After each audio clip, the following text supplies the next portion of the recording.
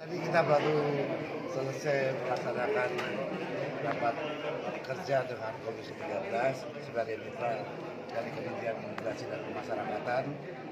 Karena ini adalah rapat yang pertama, kemudian kita saling mengenal dulu, kemudian saya sudah paparkan situasi kondisi Kementerian Imigrasi dan Pemasyarakatan saat ini, di mana terjadi transisi dari Kementerian Hukum dan HAM menjadi kementerian tersendiri, kemudian membutuhkan waktu transisi. Kemudian beberapa program akselerasi sudah kita sampaikan.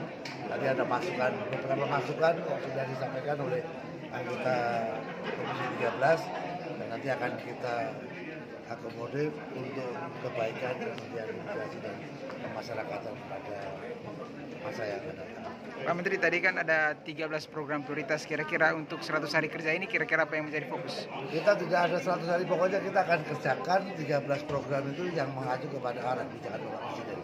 Beliau ketahanan pangan, kedaulatan pangan, kedaulatan energi, kedaulatan air, kemudian orientasi beliau kepada masyarakat.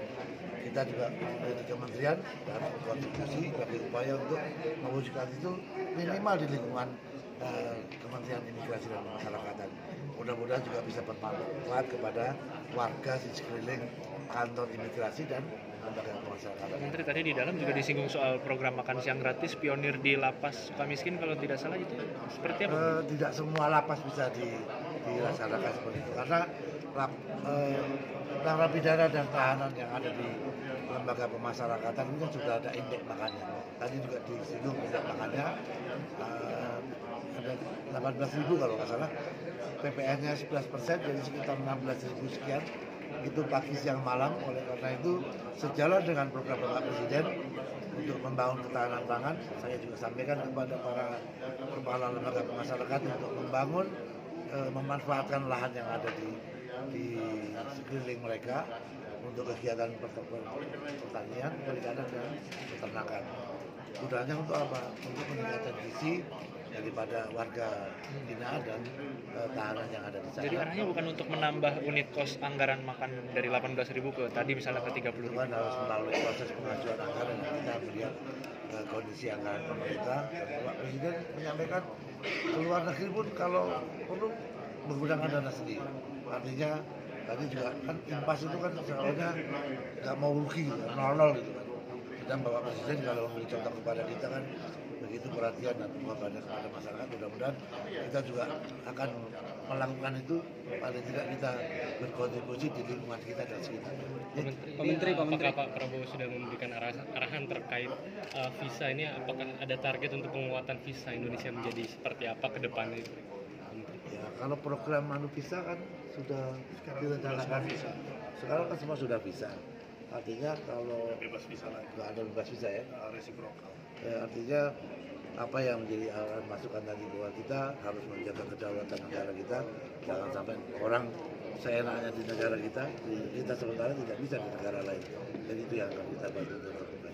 Pak Menteri, tadi kan dalam 13 program prioritas kan ada salah satunya kan soal pencegahan TPPO gitu ya. Belakangan kan masih banyak pekerja migran yang menjadi korban perdagangan orang gitu.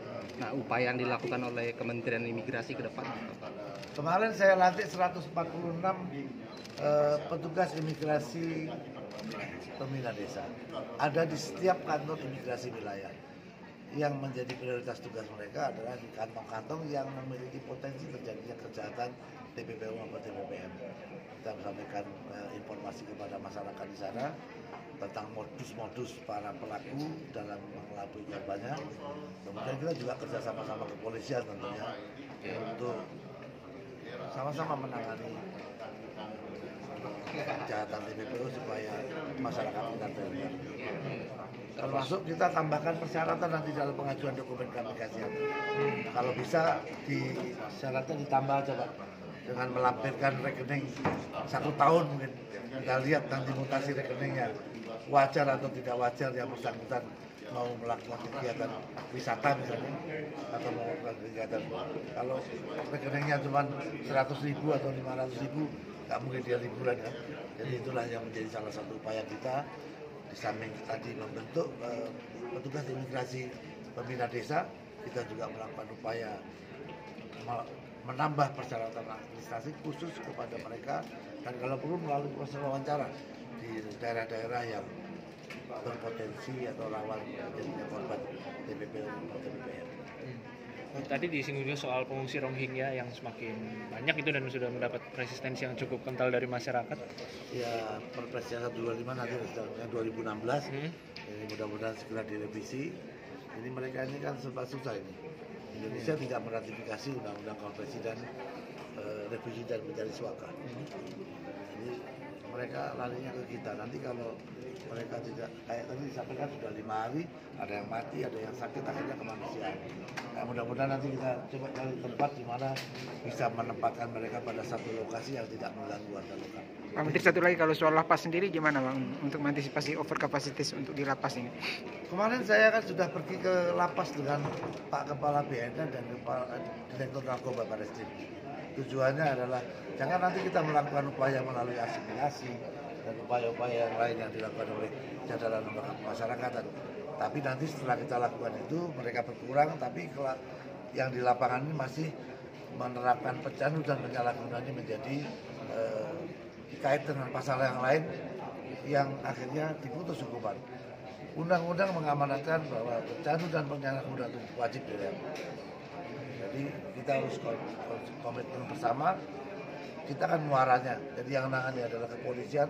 Saya yakin BNN sudah, Pak Kapolri juga sudah kemarin sepakat dengan itu, di Narkoba juga menyatakan di situ.